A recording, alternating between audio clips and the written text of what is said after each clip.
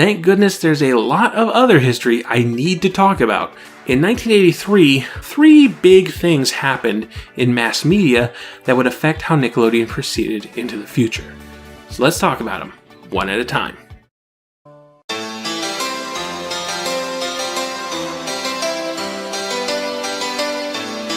For the first, we go to network television, where a sea change in children's media was finally becoming noticeable with the September premiere of He-Man and the Masters of the Universe, a Filmation-produced animated adventure based on a toy line from Mattel. You know, that company Cy Schneider helped put on the map. I'm not here to speak of the show's qualities. I know it's a nostalgic classic for many an 80s kid, and I won't deny just how fabulous Skeletor is. Just as I suspected. Hollow, you metal-munching moron. Why do I surround myself with fools? Even the robots are smarter than you. You overgrown alley cat. You pathetic pair of pitiful pinheads. But no matter how much we might like it, He-Man was, first and foremost, a show designed to sell toys. Something that children's television couldn't have done as little as 5 years prior. When Ronald Reagan became president, a major component of his time in office was massive deregulation in many departments, including the Federal Communications Commission, or FCC. Previously, the FCC had set up regulations on the ratio of educational versus pure entertainment children's programming on television, and rules against shows that could function as a half-hour commercial. These regulations were in response to trends that, well, Cy Schneider himself had helped push, with Mattel brand television shows aimed at children. In 1981, Ronald Reagan appointed Mark S. Fowler as the new commissioner of the FCC, and he was gung-ho for free markets and consumer choice. Beginning back with Chairman Dean Birch in the early 70s, the FCC started to eliminate regulations, a policy he called deregulation. Succeeding FCC chairmen have continued the process. I have said that we're going to unregulate, and that's the difference. We're going to finish the job. Total deregulation? To the maximum extent possible, because only in this way can we ensure maximum consumer choice and diversity. We are not unregulating in order to help business, although that is a definite benefit, because it eliminates costs that are inevitably passed on to the consumers. But present regulations also prohibit players from entering other markets. They constitute barriers to entry into, for example, the video marketplace. So to unregulate, we must also permit the maximum number of players to play. By the way, this interview is great because Fowler comes off as just a total knob. Tell us something about your background.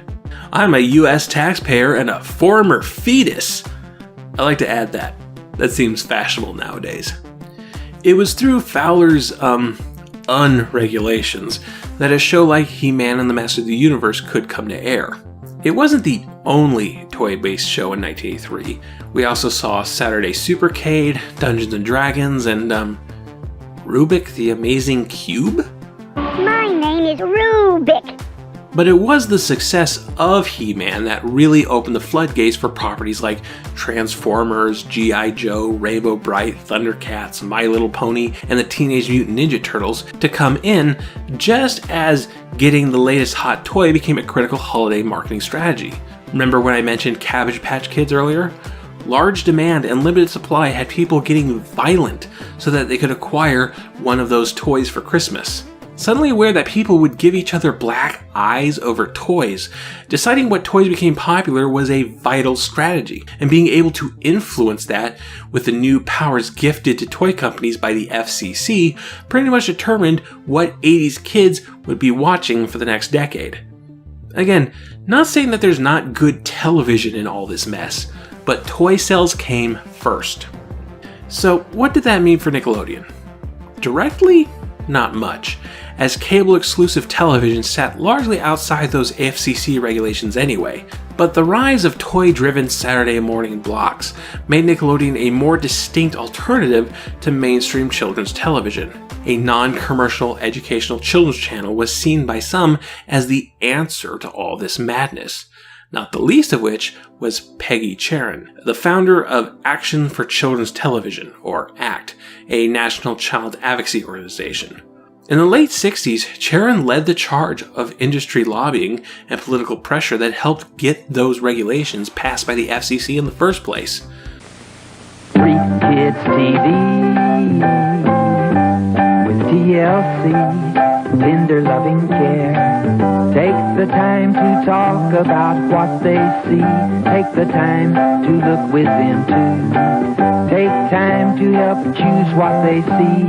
Treat TV with TLC, tender loving care. Write Action for Children's Television, Newtonville, Mass. For Charon, Fowler and He-Man were the nightmare scenario. She brought the issue of toy-based programming to the American people. This was an egregious way to make programming, and it resulted in nothing good. It started with He-Man. He-Man was a gigantic success out of the box. So everybody, of course, acted like lemmings. Everybody ran toward doing toy-related programs in the mid-1980s. At one point, there were close to 65 toy-related programs available in syndication. The creative problem was impossible to solve because you had to get your 65 episodes of the series done and produced in time for the toy launch, so you never had enough time to develop anything good. Eventually, kids turned their backs to it, but in the meantime, Peggy Charon did a good job of getting everybody riled up. On the flip side, the relationship between Charon and Nickelodeon was pretty positive. Charon had reservations about cable not being available to low-income households, but appreciated the existence of a children's channel that was largely educational, devoid of toy-related programming and completely commercial-free. Nickelodeon deserves every award it's gotten. It's a microcosm of what television for children should be. It has diversity. It's like a children's library that has comic books on the shelves, but also has biographies of sport figures and how-to books. Eventually, Nickelodeon would have to take on advertising to survive, which Charon had reservations about, but Jerry Laybourne, the now new president of Nickelodeon, shared a lot of Charon's values and concerns and was very careful in how advertising was implemented. In those early years, the ad salespeople would have been happy if we had acquired a violent cartoon library.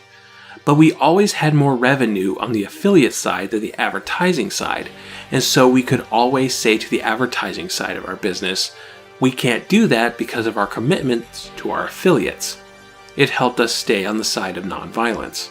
In our first year of taking advertising, there was an advertiser who wanted to buy $1 million worth of advertising on Nickelodeon.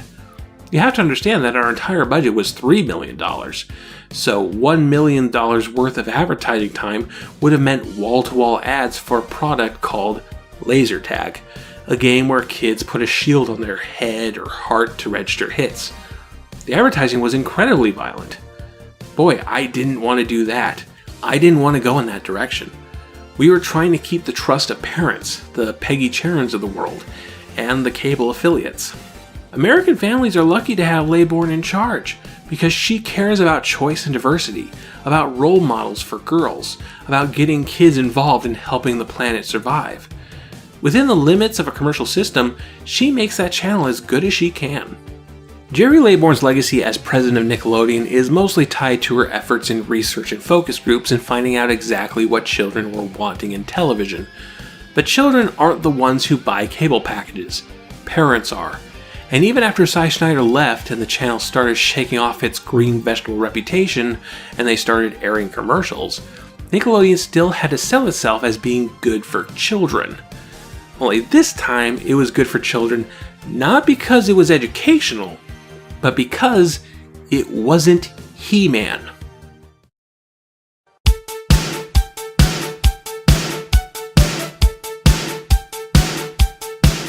Up to this point, Nickelodeon's main competition had been network television, but it would only be a matter of time before another children's entertainment channel would enter the market. And if it was a good channel, a channel with a major company with good name brand recognition and resources beyond that of just importing some cheap shows from Canada, Nickelodeon might be in trouble. Well, in 1983, it finally happened. This was the year the Disney Channel made its premiere. At first glance, this would seem like really bad news. Nickelodeon was still getting horrible ratings. It was still a loss leader for Warner Amax. Nickelodeon was picking up shows like Going Great when the Disney Channel had access to the entire library of Disney films, Disney cartoons, and Disney television shows. If you were a betting man in 1983, I don't think you'd put money on Nickelodeon surviving another 3 years. But this inevitability didn't happen. The Disney Channel wasn't the instant success one might assume it would have been. And shortly after, Nickelodeon would finally gain the momentum to become the #1 channel for kids. In fact, the Disney Channel couldn't really compete until the 90s. So what happened? Well, it's hard to imagine this now, but there was a time when the Walt Disney Company wasn't doing too hot.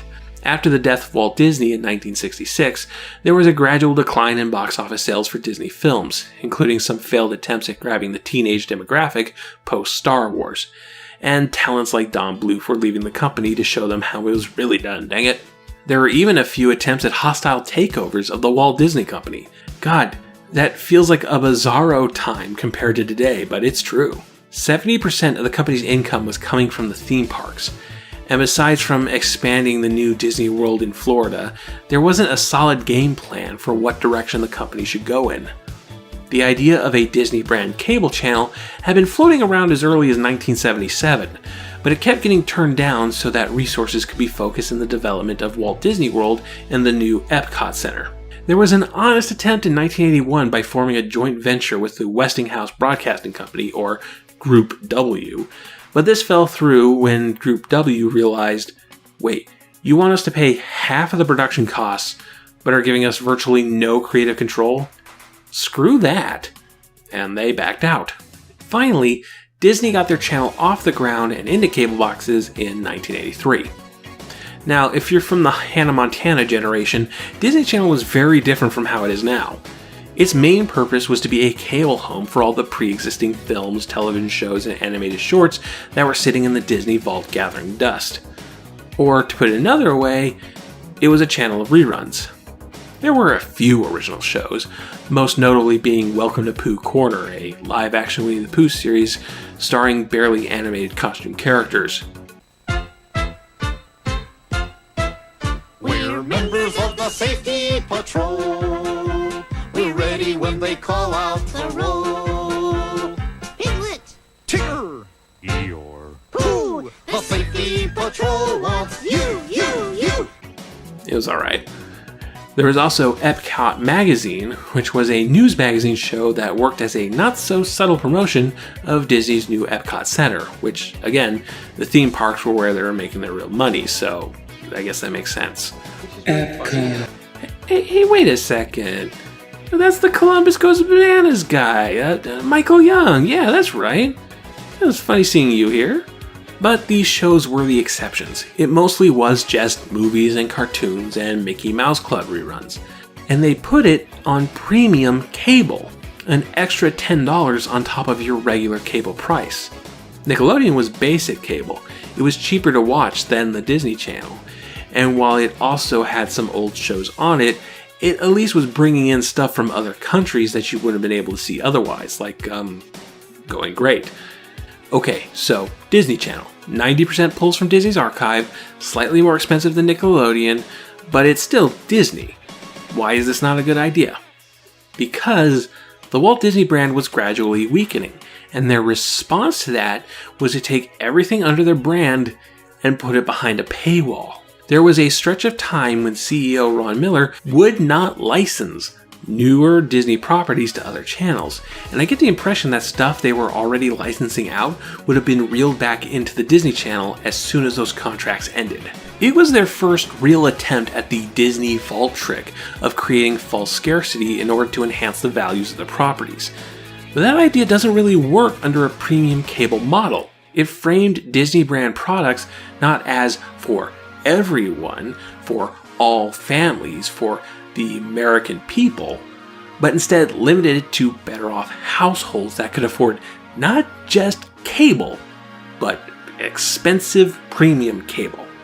And if people only wanted certain things, like say you want to see bed knobs and broomsticks again, are you really going to pay for an extra channel and sit on your hands waiting for the film to rotate in?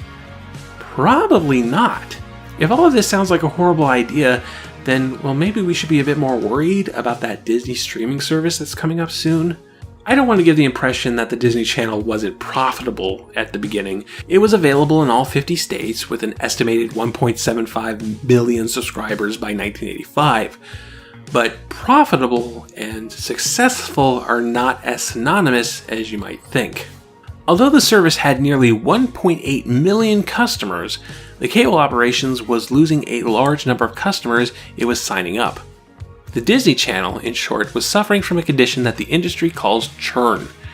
For most companies, churn amounts to 5% of customers, people who tire of the service each month, or about 60% each year. The Disney Channel's churn rate was shockingly high, closer to 80%. A lot of people were trying it because of the Disney name, but then they were dropping it later on, explained John Cook. Things started changing when Michael Eisner, formerly the president and CEO of Paramount Pictures, was given the position of CEO of the Walt Disney Company, and things started to turn around. 1. Disney started licensing works to other stations again, keeping the brand from feeling like a gated community. 2. Eisner hired John Cook, the executive vice president of Times Mirror Cable, to run the channel. Under Cook, a much greater variety of original programs and outside acquisitions were added to the station's lineup. There's a lot more we could talk about, but for our purposes, the point here is that mismanagement and poorly conceived ideas allowed Nickelodeon to dodge the biggest bullet it ever could have faced. By the time the Disney Channel had a large enough and stable enough viewer base, Nickelodeon had managed to pull itself out of its hole and become one of the most viewed cable channels in history. It was so successful that in the 90s, Disney looked over the fence into their yard and went, what if we got that Jerry Laybourne on our team?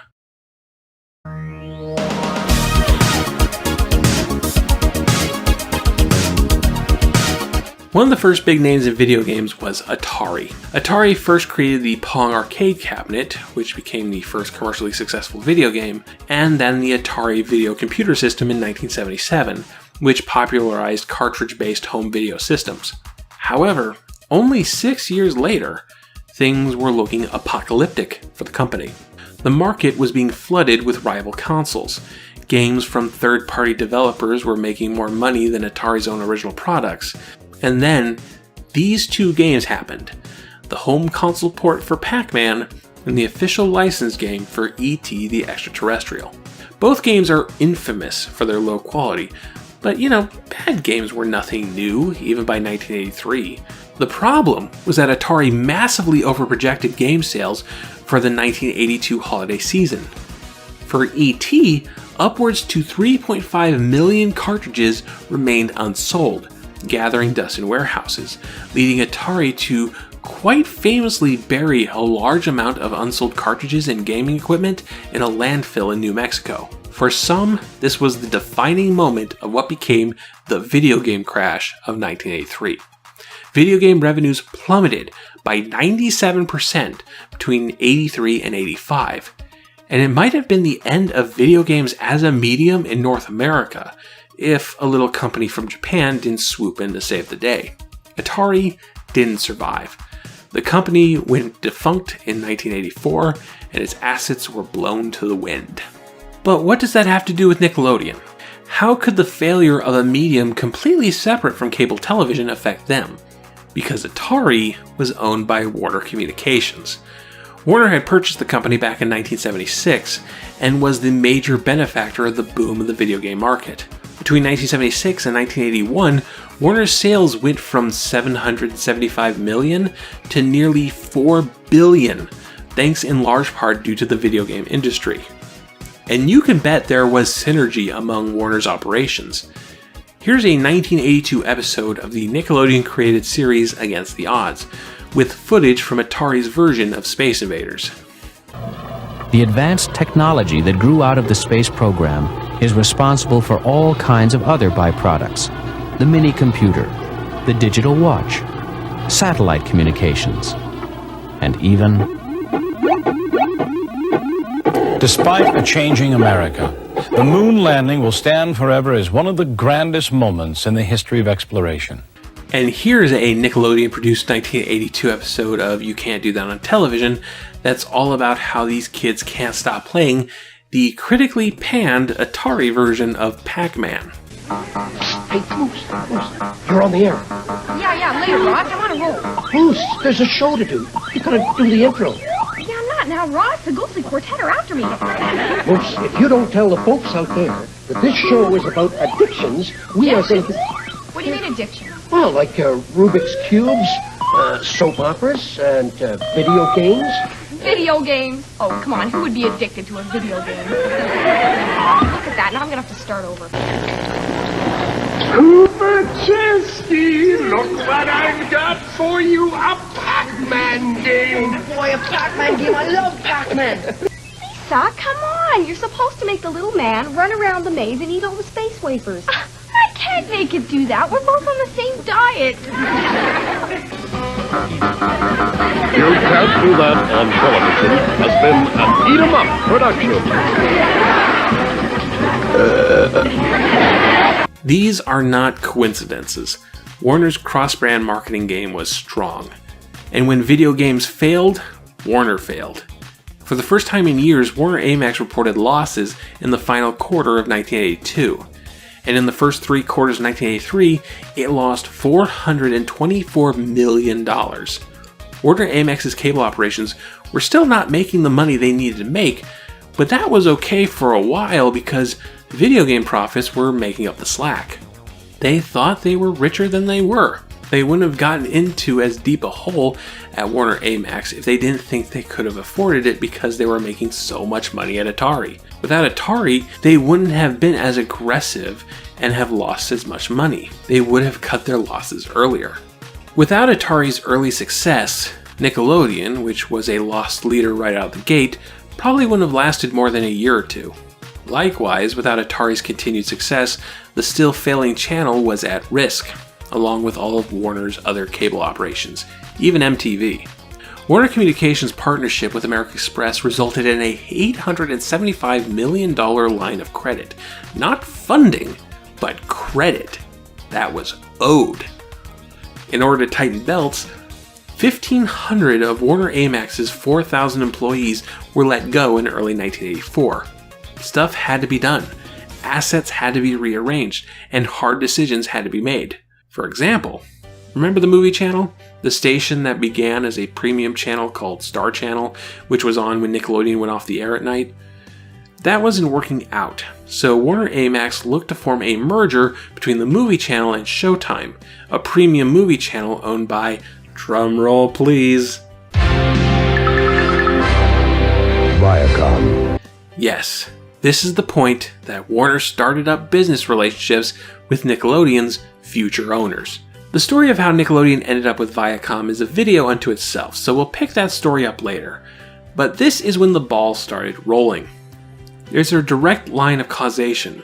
If the video game crash hadn't happened, if Warner hadn't put so many eggs in the Atari basket, Warner Amax wouldn't have been in financial trouble, wouldn't have to start consider selling off their assets to other companies. And also, all that other stuff was happening.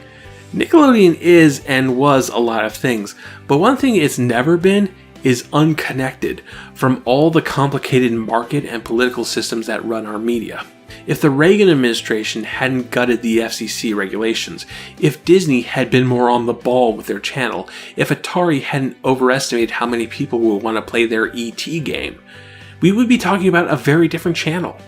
We here at Knacks are all about the histories, qualities, and influences of children's television, but the truth is, how good or not a show like Going Great is almost completely insignificant to the impact of these larger market forces. There have been many, many, many great shows on Nickelodeon, but the ones that were actual game changers, the ones that took the channel into new directions, the ones that could compete with these market forces, those shows are still in the single digits, and we've already talked about 2 of them. History is a massive, complicated thing, and to study it is to be constantly surprised by how any event can ripple out and affect any number of systems. 1983 might not have been a big year for what Nickelodeon was showing on the screen, but everything else around it makes 1983 one of the most important years in the channel's history. 1984. While Warner was busy selling off their Atari assets in the face of the video game collapse, MTV was stepping up as the best thing the company had going for it. With $15.4 million in ad revenue, Nickelodeon's younger sibling was becoming one of the most successful channels in early cable, even though Warner Amex still had a $99 million deficit in 1983. Warner Amex was in trouble. It had narrowly avoided a hostile takeover from media mogul Rupert Murdoch, and things had to change, and they had to change fast. In 1983, Andrew Lewis replaced Gustav Hauser as the chairman and CEO of Warner Amex Cable Communications. He had formerly been President Reagan's Secretary of Transportation and had presided over the firing of striking air traffic controllers in 1981, so, nice guy. The Cube Cable program, where Pinwheel and a lot of Nickelodeon's early programming had been developed, closed down in January of 1984. Then, in February, MTV Networks was incorporated and made into a public offering. What that means in very oversimplified terms is that Warner Amex separated MTV into its own company, separated it from the larger Warner Amex cable operations, and then listed MTV Networks on the stock exchange with 5 million shares in common stocks. This allowed for two things. One, it made a much more appealing investment for shareholders. Warner Amex had a weak reputation. MTV had a great reputation and was destroying the competition in 5 weeks' time. 2, it gave Warner Amex the option to sell MTV Networks without destroying their entire cable network. So if Warner needed to pay back all that money they borrowed from American Express, they could sell MTV Networks to, let's make up a company, Viacom or something. Oh, and I should point out that MTV Networks included a few other channels besides MTV, one of which was Nickelodeon. More leadership changes happened. Jack Schneider, no relation to Cy, was fired from the position of president of the Warner Amex Satellites Entertainment Company and was replaced by Warner executive David Horowitz, while Robert Pittman, one of the creators of MTV, was made president of MTV Networks. And while these changes would prove necessary for the continued existence of both MTV and Nickelodeon, there was one man who wasn't pleased with it. Our old friend Cy Schneider. Everybody, please take off your hats out of respect, because we finally reached the end of the Schneider era. Bob Pittman was made head of the company, and it was clear that Cy, who was at least 20 years his senior, was uncomfortable with this crazy, idiotic approach to home-based television. Bob Pittman was too new blood for Cy Schneider's tastes, and Jack Schneider had been a friend who had gotten Cy the job at Nickelodeon in the first place. Nickelodeon had not found the success it needed during his tenure, and allowances were drying up fast. When Warner Amex was riding high on Atari and MTV's early success, Nickelodeon being a lost leader was acceptable, and Schneider could keep doing his thing. But now with the video game crash and the MTV network, the pressure was on, and Schneider was finding less joy from the experience. I don't know the exact date Cy Schneider left Nickelodeon, but I do know that in May of 1984, advertising agency Boswell and Jacobs announced Cy Schneider as the new chairman of their Western United States operation, and he began working there in September 1st of that year. Cyril M. Schneider would continue to work with Boswell and Jacobs until his death from cancer on February 22, 1994, at the age of 64. In a way, I feel sorry for Schneider and his legacy with Nickelodeon. His era, known mockingly if not inaccurately as the green vegetable period, had a lot of the ingredients that would make Nickelodeon successful.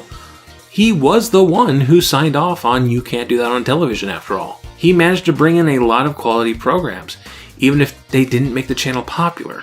The major problem Schneider had in terms of program selection and selling the channel was that he was too backwards looking, implementing older models of television when, being the first all-children's program channel for a still new medium of cable, he probably should have been a bit more cutting edge. Also, as we'll explore in a little bit, he wasn't the best people person.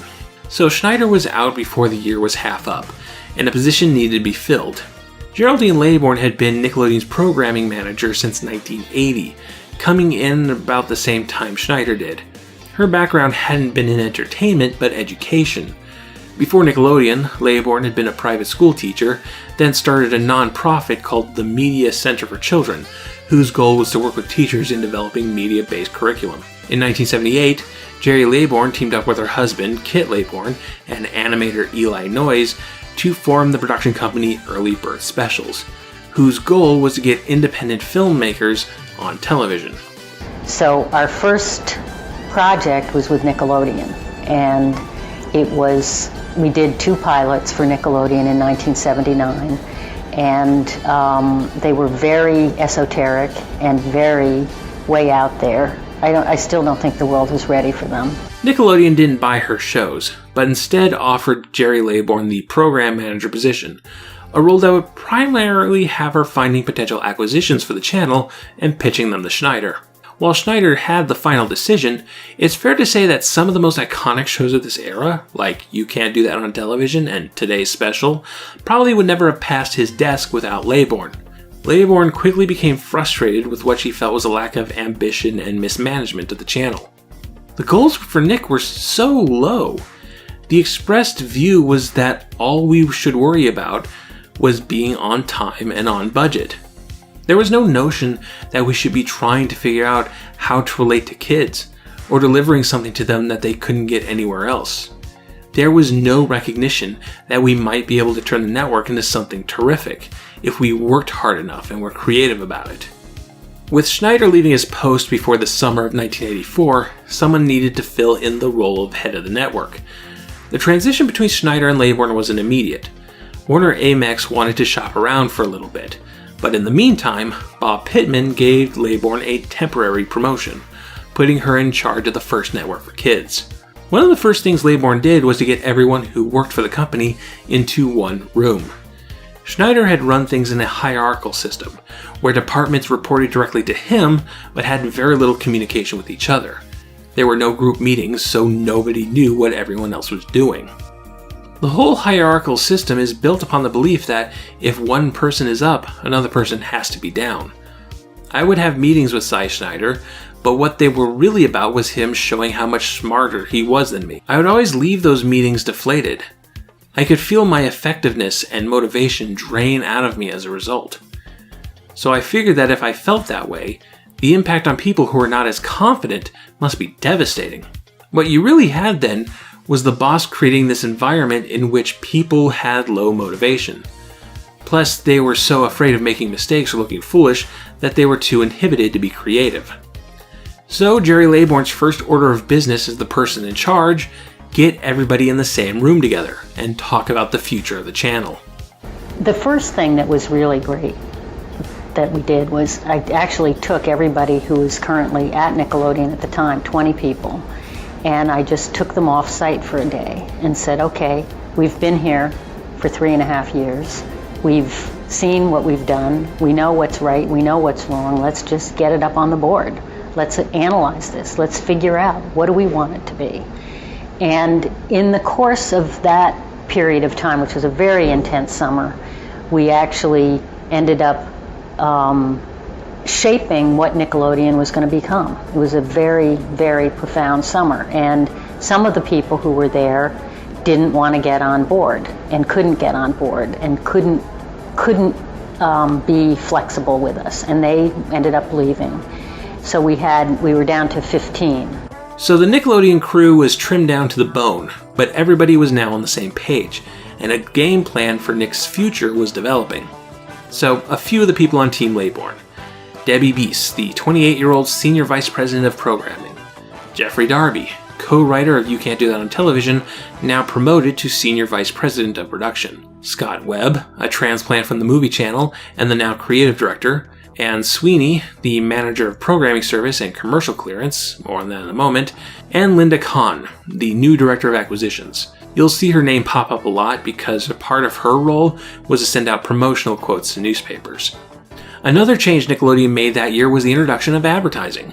The channel would no longer be a commercial-free zone. Some people, naturally, didn't like this. The Peggy Charons of the world worried that the channel, being influenced by advertisers, would bring the content of the channel towards the sugary sweet Saturday morning cartoon fare, and a few kids were disappointed in the decrease of shorts airing between programs. But Jerry Laybourne was very careful about what products were allowed to advertise on the channel. More violent toys like laser tag were passed on, even if they would have brought a great amount of income to the channel. Along with commercials, a new visual brand for the channel was put into development. But this video is running long enough, so I'm going to save the story of the Nickelodeon splat for another episode. Suffice it to say, 1984 was a year of great change for Nickelodeon. 3 shows entered their run this year: The Tomorrow People, Dusty's Treehouse, and finally, What Will They Think of Next? And 8 new shows were added: 2 original programs and 6 acquired programs, including, I'm so happy to announce, multiple animated programs. Yes, 1984 was the year cartoons arrived to Nickelodeon. Now, for some of these shows, it's not easy to tell what was a Jerry Laybourne acquisition and what was a leftover Cy Schneider acquisition. Even if they premiered after Schneider left the channel, they could still have been from contracts Schneider wrote up prior to his departure. You really can't oversell the importance and impact MTV had on the cable television market. Not just because it made a lot of money early on, but I would argue that it was the first true cable channel. What I mean is, if you were in the pre-cable times, it would still be easy to wrap your head around the idea of an all-movie channel, or an all-sports channel, or even an all-children's show channel. It just takes things television already does, but more. But while music videos in the technical sense had existed in small quantities before cable, people didn't really know what to do with what were sort of advertising pieces for pop music and sort of artistic works in their own right. It wasn't until cable allowed the existence of specialty channels that niche products like this could find a home for itself. It turns out that cable television and music videos were a match made in heaven, a perfect intersection between creativity and commercialism. And of course, everyone else took notice and wanted a piece of the action. Music video shows were the hip thing to do, so naturally Nickelodeon was going to take another stab at them. Their first attempt had been Pop Clips, a show produced by former Monkey and music video pioneer Mike Nesmith, which predated MTV by a year. Nesmith wasn't the easiest personality to work with, and the show ended only after 1 season, but it's become a part of the mythology surrounding MTV, Nesmith claiming Pop Clips was MTV's direct predecessor. Nickelodeon and MTV were intertwined for many of their early years. Pop Clips had some influence on MTV, MTV's early success helped Nickelodeon survive as a loss leader for years, and in 1984, Warner Amex broke off MTV and Nickelodeon from their larger cable company and turned them into the MTV networks. Also, the movie channel was there, but that was already mostly owned by Viacom at that point. Really, MTV Networks was just MTV and Nickelodeon, walking hand in hand. Management shakeups had resulted in one of MTV's founders, Robert Pittman, in charge of MTV Networks. While Jerry Laybourne had been promoted to Nickelodeon's new boss, the MTV guy was now her boss. And one thing Jerry Laybourne was keen on was taking advantage of MTV's resources. Not just the music videos, but the entire visual language that made the channel so popular. One of the things that had made MTV so appealing was its fun, animated visual design for its logos and bumpers. And for that we can thank Fred Siebert and Alan Goodman. Fred Siebert had come out of the music industry, working in college radio, independent record production, and distribution, then found himself working for television as the director of on-air promotions for the Movie Channel, formerly Star Channel. Also working on the Movie Channel was Robert Pittman and John Lack, another one of MTV's founders, and when MTV kicked off in 1981, Siebert was along for the ride to help develop the channel's visual brand. Well, you know, Bob Pittman, who was the boss, and I both came out of radio.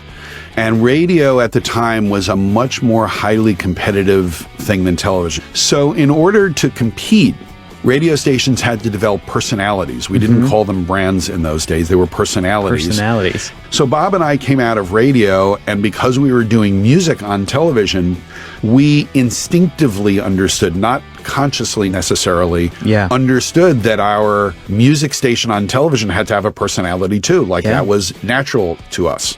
It was Siebert who brought in Alan Goodman. Siebert and Goodman had worked together in their college radio days, and Goodman had spent the previous 5 years doing copy for CBC Records. Now, Siebert will be the first to downplay their contribution, saying that MTV would have been successful with any visual identity. But the big M and I Want My MTV became iconic in a way that no other television advertising had. Still, Siebert and Goodman weren't very satisfied with their positions in the company. As proud as we were of our work, we kind of knew that we were riding on the coattails of this rocket ship, and we really hated being corporate employees. And one day I was in a meeting, and one of the big guys, one of the executive vice presidents of the company or something, started yelling at one of my colleagues and really humiliating the guy horribly. And I left the room and I walked into Alan's office and I said, look, I'm out of here. I can never sit in a meeting like that again. I can never watch something like that happening. So Siebert and Goodman left MTV and formed their own advertising agency, Fred Allen Incorporated. And their first client as independent producers was MTV. For a third of the money they were making before, Siebert and Goodman were back to doing the exact same job they just quit. But they were reliable and talented producers and could now work on multiple companies at the same time. And Bob Pittman, as head of MTV Networks, was looking to give Nickelodeon a new coat of paint. On the programming end, Jerry Laybourne was putting in the work. She had gotten the departments separated under Cy Schneider's leadership on the same page. She had formulated a game plan for the channel. She was doing extensive research with focus groups to determine what children wanted. Good, important work for Nickelodeon's future survival, but it still had that stuffy green vegetable reputation to shake, and that would involve getting rid of the silver ball logo of old. We said, okay, so the problem isn't the shows.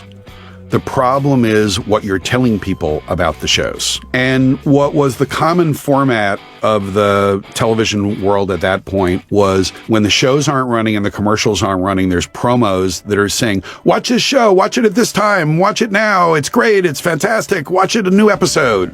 Now hear this, now hear this. Have you got the word? Mr. Wizard's World is moving to a brand new time. Look for him and all his tricks Monday, Wednesday, and Friday at 2:30 Eastern, 11:30 a.m. Pacific, and again at 6:30 Eastern, 3:30 Pacific. Why don't we stop talking about the times the shows are on? You know, kids can't tell time, right? They actually know when every show is on based on when they get home from school. They go, well, the first thing that's on is this, and the second thing is that. I mean, they know. Mm-hmm. And we said, look, from our point of view, there's no fun around here. She said, oh, yes, we're always telling kids that Nickelodeon is fun, but, we're not. Yeah. So we set up what was our first rule. We said, okay, why don't we just ban the word fun? Why don't we actually start being fun? And why don't we just start having a good time at the jobs we do? And that'll translate into the work. Why don't we create an environment, a clubhouse environment, where it's no adults allowed. And it's a place where a kid can feel safe being a kid and doing the kinds of things that kids like doing. Nickelodeon asks, what's bugging kids these days? My parents bug me. My parents make me clean up my room. Mom, Dad, get off my back. I hate the rules at school. I hate homework and I hate teachers. Let us do what we want. Yeah. Mom and Dad, let me keep my room a mess. Let kids do whatever they want. Let them be like adults. Mom and Dad, get off my back. My mom and Dad make me do stuff that I don't want to do. Kids don't need that stuff. We need more Nick. Nick is kids. Now, while Siebert and Goodman worked on Nickelodeon's new attitude and ethos, the actual orange logo was designed by Tom Corey and Scott Nash. A default splat shape inspired by the green slime of You Can't Do That on Television, a bright, unnatural orange, and a malleability that could be applied to a lot of different shapes and situations. Tom and Scott argued that orange clashed with everything, and that would make the logo stand out, as long as we didn't let designers try and make it work correctly. The splat could morph into any image we liked. I came along for the ride that Tom, Scott, and Alan were proposing, and we trucked over to Bob Pittman's and Jerry Laybourne's office to make the pitch. Bob and Jerry didn't buy it. No one else there did either. It doesn't match anything. It's flat. You guys do all the MTV logos with a lot of color. Shouldn't we have colors? It's not as cool as the MTV logo. What happened to you guys? Ultimately, we prevailed. So that was the visual design. Next comes the audio design. Their previous connections in the music industry brought them to the company of Ambient Sound, which recorded classic doo-wop groups, and through them, Siebert and Goodman were introduced to Eugene Pitt and his group, the Jive 5. And we went into Nickelodeon and said, look, we think that the sound of Nickelodeon ought to be a cappella doo-wop. And they looked at us and they said, well, what about Raffi? Maybe we could use Raffi. He's really popular. So I suggested that really they just need to pay me enough to buy a gun so I could shoot myself before I would work with Raffi. And I said, look, here's why you really want to do these doo-wop singers. You guys are all really nice, modern, progressive, liberal people. And you know, what we really need to do for the youth of America is introduce them to black music. You know, black music is the sound of America. It's the greatest music in the history of America. Everything has come from, you know, black R&B and jazz singers. That's why you need to do this. And they looked at me and said, you know, you're right. That's a great idea. And we made the sound of Nickelodeon a cappella doo-wop. So let me tell you, it's a great honor to introduce these guys, the Jive 5. We talked to kids all over the nation. They told us who deserved nominations.